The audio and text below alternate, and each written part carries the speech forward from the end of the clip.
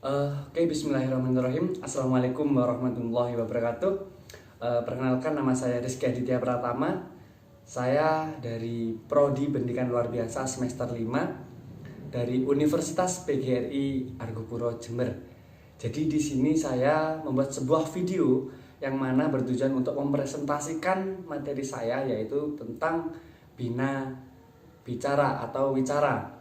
Jadi definisi bina wicara sendiri secara terminologis bahwa layanan wicara diartikan sebagai suatu bidang layanan yang mempelajari tentang gangguan bahasa, wicara dan suara yang bertujuan untuk digunakan sebagai landasan membuat diagnosis dan penanganan. Jadi secara terminologisnya itu untuk bertujuan mengetahui atau mendiagnosis apa atau sebab dari gangguan bicara tersebut. Lalu dalam perkembangannya, layanan bina wicara memiliki cakupan pengertian yang lebih luas lagi dengan mempelajari hal-hal yang terkait dengan proses berbicara, termasuk di dalamnya adalah proses berbicara, proses menelan, terus gangguan irama atau kelancaran, dan gangguan neuromotor organ artikulasi atau articulation lainnya. Dan tujuan dari bina wicara sendiri itu memiliki dua tujuan. Yang pertama itu tujuan secara khusus, dan yang kedua itu tujuan secara umum. Jadi untuk tujuan umum sendiri, pengajaran bina wicara bertujuan agar siswa mampu mengucapkan kata bahasa Indonesia dengan lafal yang wajar. Jadi seperti anak ataupun orang pada umumnya, atau bahasa-bahasa yang ada di lingkungan masyarakat. Dan yang selanjutnya yaitu siswa mampu melafalkan kalimat bahasa Indonesia dengan intonasi irama oral atau ini mulut yang wajar dan sesuai dengan konteksnya. Jadi agar apa yang diucapkan itu seperti orang pada umumnya dengan irama yang sama, jadi tidak beda ataupun tidak abstrak, dan pas dengan keadaan atau lingkungan yang ada di sekitarnya, dan wajar, tidak terlalu ambigu dan lain-lain. Dan siswa memperoleh manfaat menyimak, terus lalu siswa memperoleh kepuasan dan kesenangan berbicara. Jadi setelah dia mungkin mampu mengucapkan 1-2 kata, dia akan memiliki motivasi untuk berkembang lagi dalam belajar berbicara. Jadi setelah ini bisa, oh saya mau belajar ini, tambah lagi, sehingga anak memiliki gudang atau kamus bahasa atau memori bahasa yang lebih banyak dan memiliki cangkupan yang lebih luas lagi. Dan siswa dapat mengucapkan kosakata dan mengkomunikasikannya. Jadi bukan saja menghafal, tapi memahami bagaimana pengaplikasian bahasa yang dia pelajari, seperti itu. Kalau tadi itu adalah tujuan umum, jadi sekarang kita akan membahas tentang tujuan khusus pengajaran bina wicara. Jadi tujuan khusus bina wicara yaitu pertama, agar anak dapat membentuk fonem, dan kedua, agar anak dapat mengucapkan kata berbicara dengan benar ataupun dengan selaras dengan apa yang diajarkan oleh pemateri ataupun si pengajar. Dan agar anak dapat berbicara dengan irama, tekanan, dan intonasi yang tepat dalam penggunaannya. Lalu agar anak dapat mengucapkan kata, kelompok, kata kalimat dengan artikulasi yang jelas disertai irama. Seperti contohnya, aku mau makan. Jadi di situ ada tanda tanya, tidak aku mau makan. Seperti itu. Jadi itu seperti lebih penggunaan intonasinya kurang tepat. Dan anak mampu mengaplikasikannya dengan intonasi tadi, dengan irama yang sesuai dengan lingkungannya, dengan apa yang diajarkan, dan memahami apa yang dia katakan. Lalu anak mampu menyadari kesalahannya dan mampu memperbaiki memperbaiki ucapannya sendiri. Contoh, anak tersebut mungkin dengan kata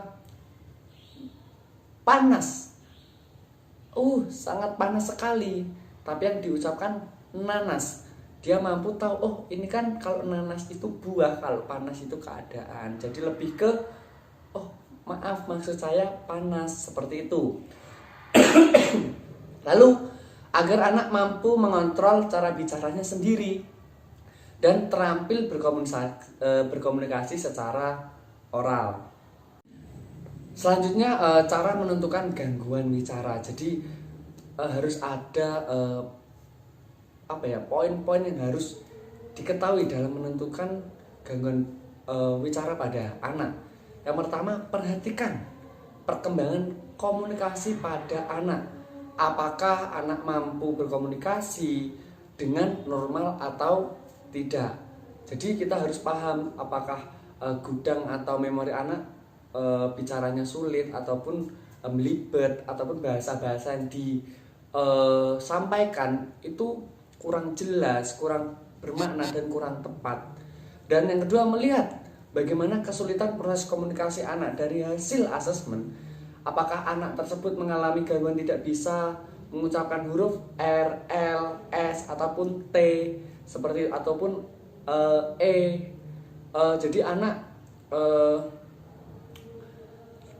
harus kita ketahui apa sih yang menjadi gangguan ataupun permasalahan problem dari anak tersebut. Jika sudah tahu, kita mampu menentukan metode atau strategi yang akan kita aplikasikan atau kita terapkan kepada anak. Dan jangan lupa lakukan tes saat menemukan permasalahan gangguan bicara pada anak, seperti itu. Dan tak lupa di dalam seperti tadi apa gangguannya, kita tahu metode yang akan diaplikasikan.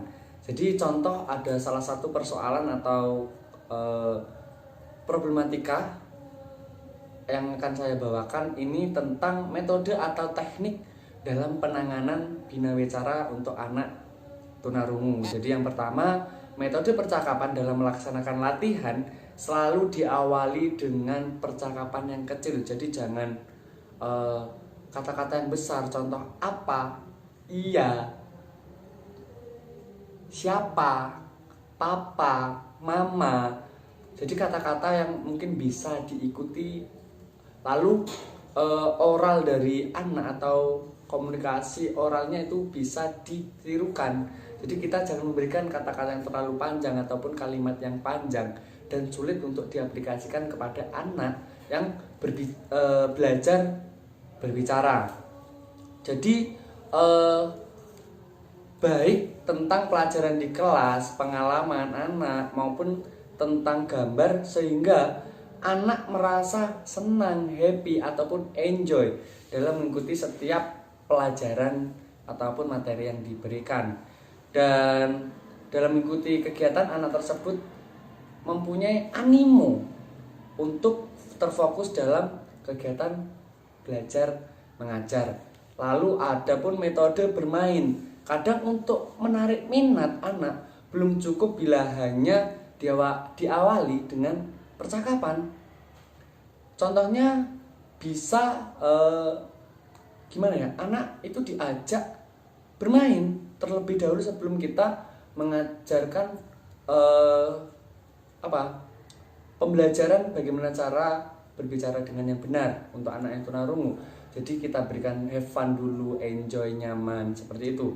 Setelah kegiatan bermain ini juga membawa anak ke dalam situasi yang tidak formal. Jadi tidak terlalu tertitik dalam satu tujuan. Dan ketika lebih enjoy, anak lebih merangsang, maksudnya lebih terangsang untuk lebih spontan dan tidak cepat lelah ataupun bosan. Karena dalam belajar mengajar, pembelajaran, anak hanya biasanya untuk terfokus hanya memiliki waktu setengah jam ataupun 1 jam. Jadi situ kita selingi dengan permainan-permainan agar otak anak dapat refresh atau terpulihkan kembali kesegarannya. Nah, untuk lanjutannya sendiri, yang ketiga yaitu metode meraban atau bubbling Guru menggunakan suku-suku kata dari berbagai konsonan dengan variasi vokal. Untuk Rabanan, suku kata diambil dari kata-kata materi latihan lalu diulang-ulang beberapa kali. Jadi kontinu atau bertahap, diulang-ulang terus dengan kata, karena anak mungkin saat ini bisa belajar, akan tapi besok lupa lagi. Lalu metode reaksi dari anak diambil dan dikembangkan dalam kegiatan latihan, baik berupa ucapan maupun Rabanan. Hal ini dimaksudkan agar apa yang dapat dilakukan anak akan menjadi dasar latihan selanjutnya. Jadi seperti itu tadi, kita berikan pelajaran-pelajaran yang singkat akan tetapi anak mampu mengulang lagi, dan itu dilakukan secara kontinu atau berulang-ulang.